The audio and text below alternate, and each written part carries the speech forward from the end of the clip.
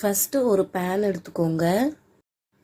அதில் நம்ம எடுத்து வச்சிருக்கிற பச்சரிசியை சேர்த்து ஆயில் எதுவும் சேர்க்காம வறுத்து எடுத்துக்க போகிறோம் லோ ஃப்ளேம்லையே.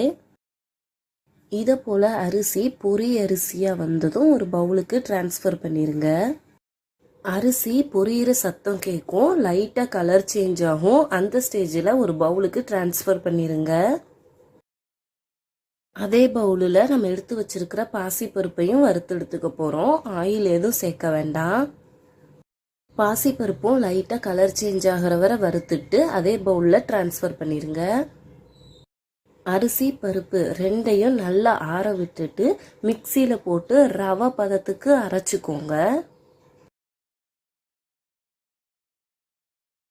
அதே பேனில் நம்ம எடுத்து வச்சிருக்கிற 1.5 கப்பு வெல்லம் சேர்த்துக்கோங்க. இது கூடவே 2.5 கப்பு தண்ணி சேர்த்து வெல்லத்தை கரைச்சிக்கோ.